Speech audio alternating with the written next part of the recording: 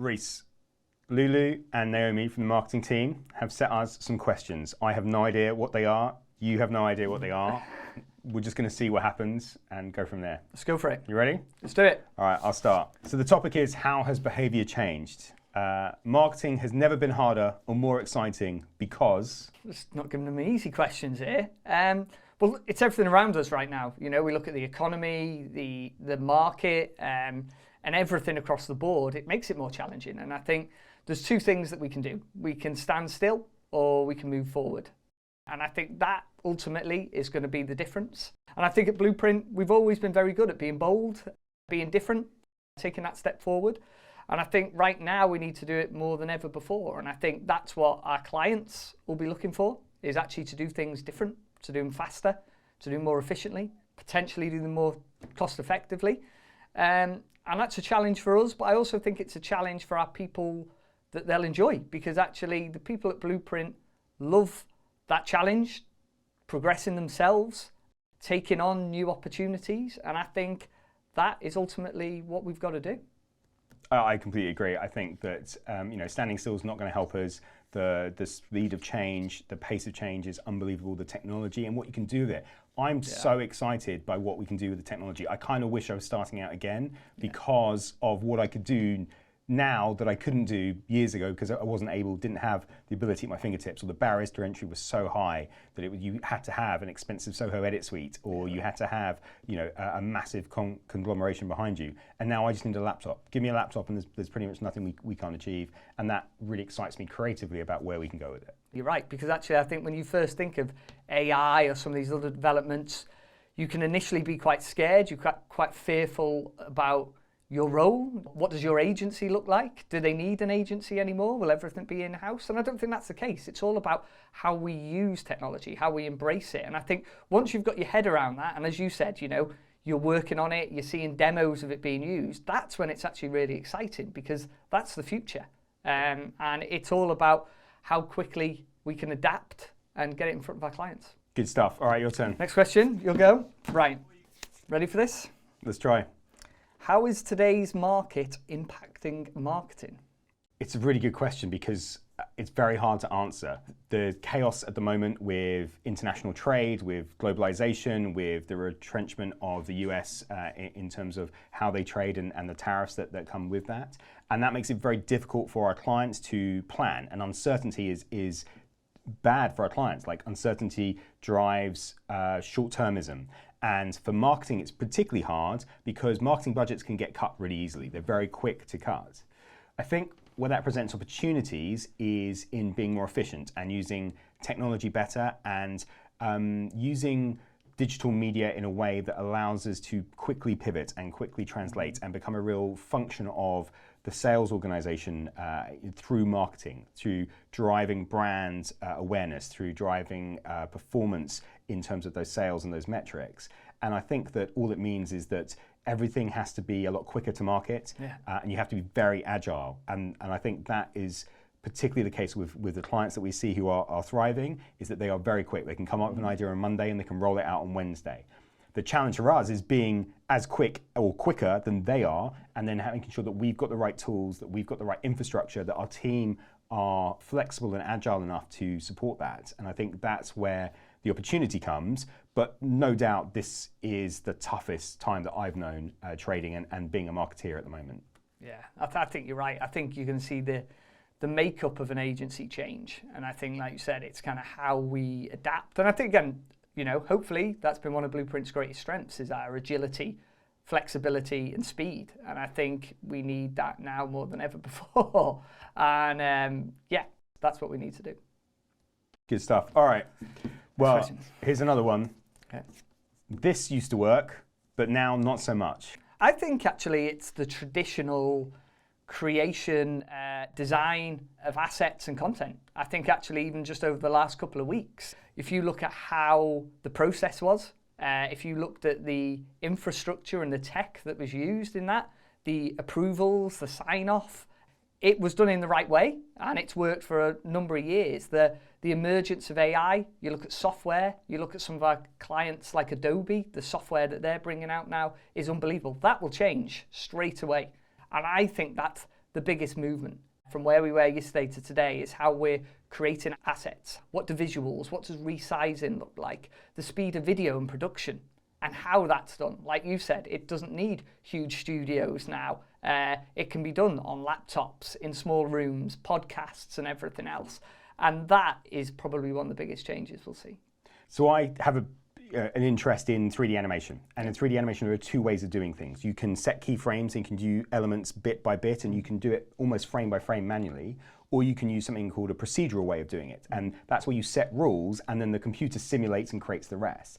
And I think that's the difference we're going to see with artwork creation. I think in the old days, last year, you had to set things out. In artwork, I need to look at every frame, every output, every element. And now we're at a point where actually we have the tools and we have the power to set the ground rules, set the guardrails, and then make that a pipeline that outputs a much greater speed. And that includes personalization, because that's what you're talking about. Yeah. It's the ability to do a personalized piece of content for every market, for every language, for every geography, different seasons, different hemispheres, having the same piece of artwork, but having it snowy in one hemisphere and sunny in another, because we can personalize it to time of year. And the ability for us to do that much, that quicker, it just means an explosion in the amount of content that's out there, but also there's an explosion in the amount of people are receiving content. So what doesn't change, which is the other half of this question, is the need to be creative, is the need to find a hook, is the need to be engaging, is the need to stand out, is the need to be really clear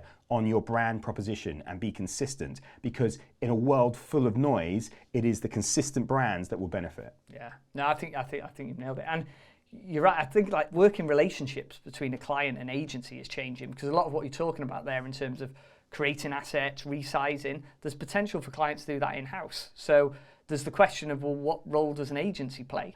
There is still a strong role. It could be around that creative, really helping them with that hook, but actually also become an extension of their teams and being that consultancy on if there's times where they're full of capacity, we can help pick it up because we know those guardrails that we set within brand. And I think that is going to be a new way of working with clients and in agencies. And I think that's where we're quite fortunate, because we work really closely with our clients already. In a lot of instances, we're an extension of their team or they're an extension of ours.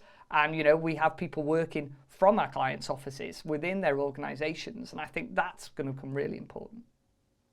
Okay, what's next? My question to you, what our clients are asking us? I think our clients are asking us to help them. And they've always asked us to help them, but the ask is slightly different. It is a minefield out there. The possibilities of what you can do are endless. The pressures on budgets are tighter than they've ever been, and the need for speed and adaptability is greater than it's ever been. So our clients are asking us to help them navigate that world, to help be an enabler of them, help them unlock value within their business through making that happen quicker and more cost effectively and more precisely, because that's the challenge everyone is facing. So actually what they're asking is hasn't changed. They're asking us to help. And that's where we have traditionally been. We are there to solve problems. We are there to advise. We are there to counsel. We are there to just get things done when they need it. And I think that hasn't really changed, but it is, helping them to achieve their goals. Yeah. Like you said, I think the goal is still the same, right? It's increasing sales, it's looking at creating marketing assets, but it's how we do it needs to be different. And it's related to kind of speed, to efficiency, to productivity. And that's our challenge, and I think that's what we need to work on. Okay, well, let's see. Then we've got a couple left. I think I'm out of questions. Some of these are tough. Tougher? Here we go. How do we turn a last-minute brief into a win? Oof, how did we turn a last-minute brief into a win? I'm going to struggle with that. I might ask you that one. I'm going to turn the table. Thought you might. How did we turn a last-minute brief into a win? I think that there are lots of examples where it's come up, and I think that there is a couple of times where clients have maybe bitten off more than they should, or they've underestimated the scale of the opportunity in front of them. And so suddenly they are 6 weeks into a project, 3 weeks from the deadline, and then we get a phone call saying, could you just help with these bits? And very quickly we realize that this is more than they needed. I think one of the biggest ones we did was with a press activity in the Arctic Circle, where the ask came very, very late. It was about 14 days before we had to go on site to do the site visit. But we managed to make it work, and the Arctic Circle is not an easy place to work in the winter. Even there, we did the site visit, and we were on the way back. And literally on the plane home, we figured everything out, and something popped up on my laptop that said, oh, there's industrial action announced in the country that we were working in, so all flights are going to be suspended during the period of our activity. So we had to work very hard to find new ways of getting people in and people out, dealing with the elements, dealing with customs and various legal restrictions. But as always, it's about the people at Blueprint. They turned it around, they made it work. And so we walked away from that project really happy. The content looked amazing. The guests had a great experience. But that was definitely on the edges of how fast can we get something done. More is coming to me now, but I think that's what I love about Blueprint. So I've been here 15 years, and when I was younger at Blueprint, watching other people in more senior roles and how they dealt with client situations like that, nobody at Blueprint ever says no. They'll always say, yep, we'll figure it out, and they'll go away. And I think that's our strength, that there's lots of different people at Blueprint with specialist skills who we can go away and we can be like, right, this is our client's problem. This is what we're going to fix it. And I think that's always been the case at Blueprint, whether that was 30 years ago, 15 years ago, or today. And I think, hopefully that's why clients like working with us. And that's kind of, part of our DNA in the business. Okay, one last question. Let's go. What have you got? I haven't got any more questions. That's great. Have you got any more? None that I want to answer. Throw me one. I'll see. I feel like I threw you under the bus. All right, what's a funny or unexpected story from a past project? Let's end it. No, I suppose one. And again, it's funny, and it's working in. I remember we were working with one of our tech clients. We're doing a big series of events for them a couple of years ago. And we were in Dublin, and the theme was around music. It was around gigs and everything else. And we've been working on it for months and months. We had a great relationship with our clients, built up over that time. And I remember we were out with our clients after the first evening of the event. And, the first day went well, and we were always looking at what can we do differently? How can we improve it? How can we add more value? And actually, after a few Guinnesses in a pub in Dublin with the client, as what's amazing about Dublin, there was an amazing singer on in the corner of the room. We all agreed, even more so after a few more Guinnesses. So much so we hired that singer to come to our event to just sing during registration the next day. It was great, and it added something different. And again, that's what's kind of unique. And that's what I love, again, about we work alongside our clients with them a lot of the time. And if we're kind of having issues or if we're looking to solve those challenges, we're doing it with our clients. And I think that is what a lot of people like about Blueprint. They feel part of the client's teams. As much as we, trying to do everything for our clients, and we talk about being an extension of their team, I think some of our clients really enjoy being part of ours as well, that they feel part of the agency. And I think that's great. And some of those challenges, they're here to test us, but I think, it's always good results. So I've got one, and I'm not saying all our great stories are pub related, but I've just remembered that we were in your neck of the woods, we were in Wales, nice. And we had senior clients from the US over, they were guests of our client, and there were 30 of them, and we were asked to find a 5-star hotel restaurant to do an exclusive dinner. That was the brief from the client. But in the bit of Wales we were in, 5-star restaurants and hotels were hard. It wasn't Wrexham, but they were hard to come by. So actually the team did a great job because they pivoted on it and they said, well, look, rather than do the expected, which is let's go to a 5-star restaurant and put on an amazing meal, how about we take over a pub and we introduce the Americans to a British pub quiz? And that's exactly what we did. We hired half a pub and we took all these Americans, very senior, influential people to this pub. One of our clients, Rachel, I won't embarrass her with her full name, hosted the pub quiz, and she had a microphone and we had questions. We did have to explain how a pub quiz works because there were lots of people with their phones and like trying to achieve, and we're like, no, that's not really in the spirit of it.